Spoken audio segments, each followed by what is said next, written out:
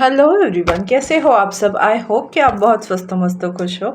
स्वागत है आप सबका मेरे यूट्यूब चैनल डिवाइन गार्डन्स के साथ साथ इटर्नल लव 143 में। एक्चुअली आज मुझे लव रीडिंग करने के लिए बहुत ज़्यादा अंदर से मैसेज आ रहा था कि अगर आप अपनी लव लाइफ में बहुत सारे ब्लॉकेजेस देख रहे हो, आप शादी करना चाहते हो, आपकी शादी नहीं हो पा रही है, आप रिलेशनशिप में बहुत ज़्यादा स्ट्रगल देख रहे हो, अगर आप मैरिड भी हो फिर भी आपके लाइफ में बहुत सारे इश्यूज हैं, तो ये सब क्यों है ये जानने की आज हम कोशिश करने वाले हैं।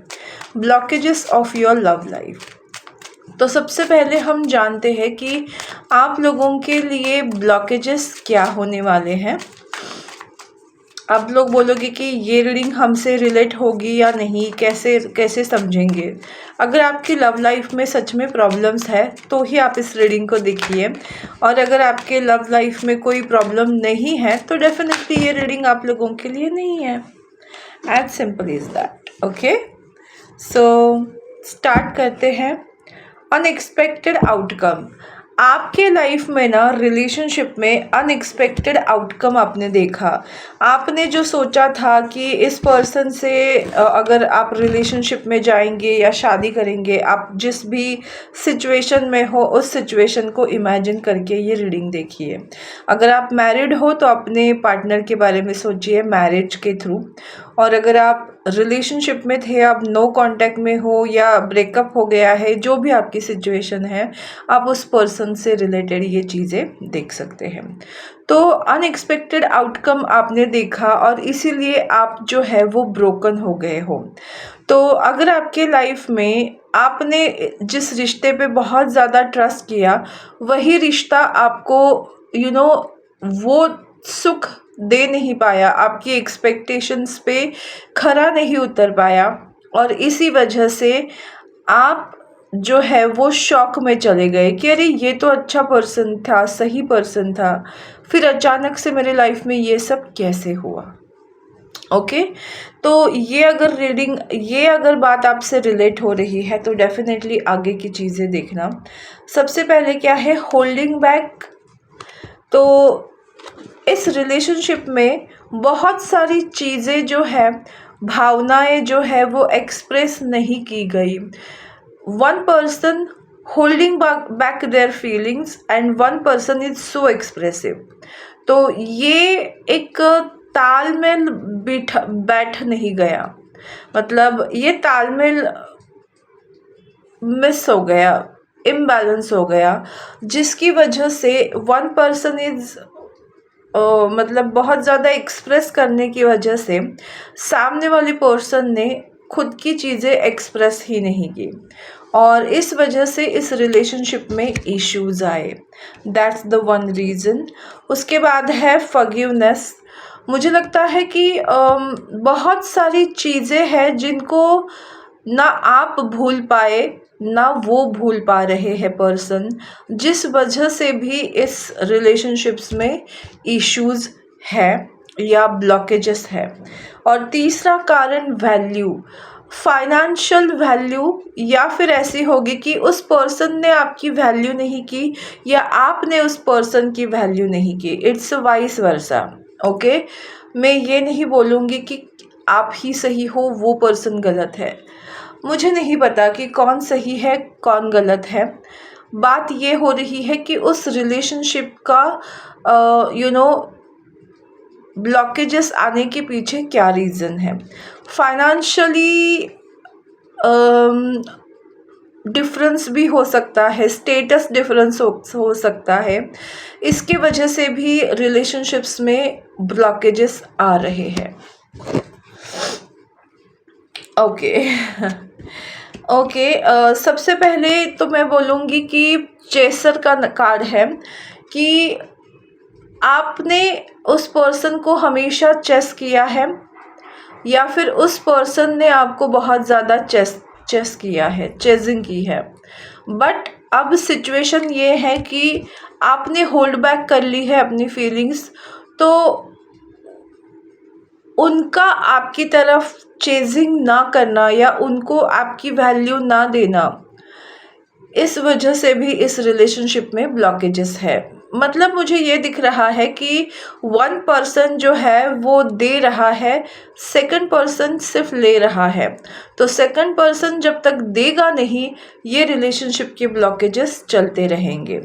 बट मुझे ये दो कार्ड्स बता रहे हैं, सोल कॉन्ट्रैक्ट एंड इनसेपरेबल, कि आप लोगों का जो डिस्टेंस मेंटेन हुआ है, इस वजह से उनको डेफिनेटली वैल्यू पता चल रही है आपकी, और उनको ये समझ आ रहा है आपके साथ कोई तो सोल बॉन्डिंग या सोल कॉन्ट्रैक्ट है, जिस वजह से वो आपको भुला नहीं पा रहे हैं, वो आपको रिप्लेस नहीं कर पा रहे हैं।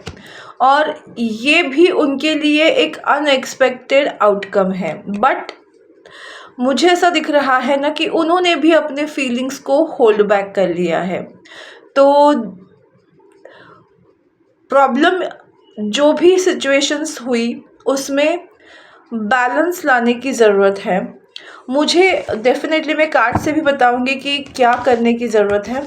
बट मुझे ये लग रहा है ना कि अगर वो पर्सन आपके लाइफ में आते हैं तो आपको उनसे बात करनी चाहिए, उनकी बात सुननी चाहिए, बात करने से ज़्यादा उनकी बात सुननी चाहिए।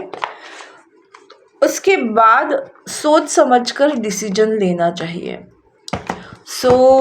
सबसे पहले अभी हम देखते हैं कि अगर ये सिचुएशन ऐसी है, ब्लॉकेजेस है, तो इस रिश्ते का फ्यूचर क्या है, कि क्या ये ब्लॉकेजेस ओवर होंगे या फिर इस रिलेशनशिप का दी एंड है।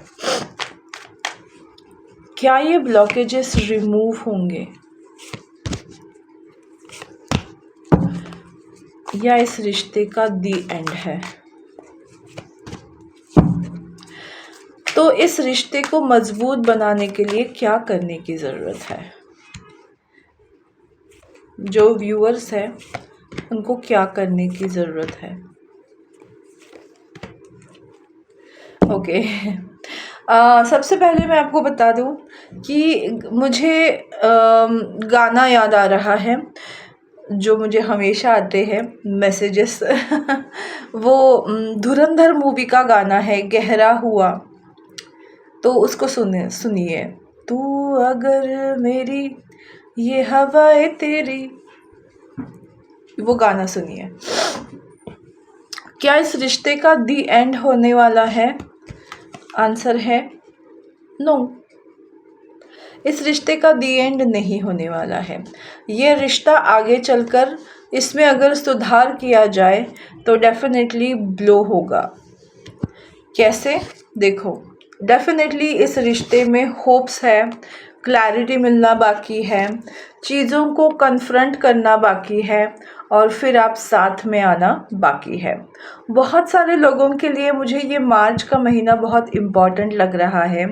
ये चीज़ें मार्च के मंथ में हो सकती है, 15 डेज़ में हो सकती है, या 6 to 7 डेज़ में होने के चांसेस भी दिख रहे हैं।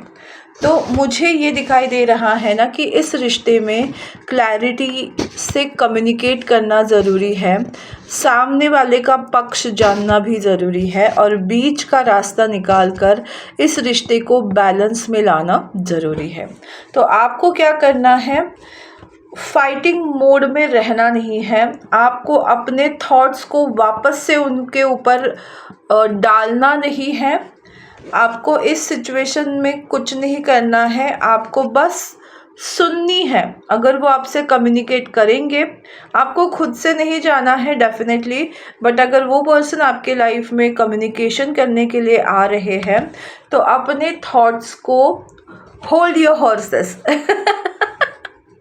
ये मुझे दिखाई दे रहा है कि अपने थॉट्स को शांत करके उनके बात सुनिए। वो क्या कहना चाहते हैं, वो क्या एक्सप्रेस करना चाहते हैं। वो सुनने के बाद भी अगर आपको ऐसा लग रहा है कि नो, ये पर्सन तो मेरे सामने बहाने बना रहे हैं, तो आप चीज़ें डिसाइड कर सकते हो। बट मोस्ट ऑफ मुझे यहाँ रीयूनियन की एनर्जी दिखाई दे रही है। थर्ड मंथ मतलब मार्च का महीना बहुत इम्पोर्टेंस है, या आने वाले 3 वीक्स या 3 मंथ्स भी बहुत इम्पॉर्टेंट है। द मैजिशियन, आपको क्या करना है, बस ये रिश्ता आपको कैसा चाहिए, उस पर्सन के साथ आप अपनी लाइफ को कैसे बिताना चाहते हो, उस तरह की इमेजिनेशन आपको करनी है, मैनिफेस्टेशन करनी है। तो इसी के साथ ये रिश्ता हील भी होगा। और स्टार कार्ड है, ये रिश्ता हील भी होगा और आप जो चाहते हो उस पर्सन के साथ आपकी हर एक विश फुलफ़िल होगी।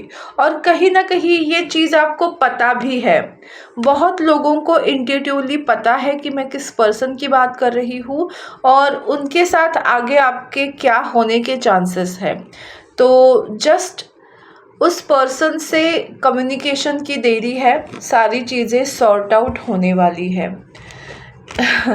ऐसे मुझे दिखाई दे रहा है। मुझे ना वो फिर से एक गाना याद आया, एक मुलाकात ज़रूरी है सनम। तो कुछ ऐसा होगा कि आप दोनों की बात होगी और चीज़ें जो है वो डेफ़िनेटली स्टेबल होंगी। आपको उनकी तरफ से ऑफ़र मिलेगा, कम्युनिकेशन होगा, बाकी चीज़ें होंगी, बहुत सारी चीज़ें आपको एक्सप्लेन की जाएगी। तो बस यही थी आज की रीडिंग। आपको कैसी लगी मुझे ज़रूर बताइएगा। मेरा यूट्यूब चैनल इटर्नल लव 143 को लाइक, शेयर और सब्सक्राइब करना बिल्कुल मत भूलिएगा। फिर मिलेंगे नए रीडिंग के साथ, नए टॉपिक के साथ। तब तक स्वस्थ रहो, मस्त रहो, खुश रहो, खुशहाल रहो। Thank you so much.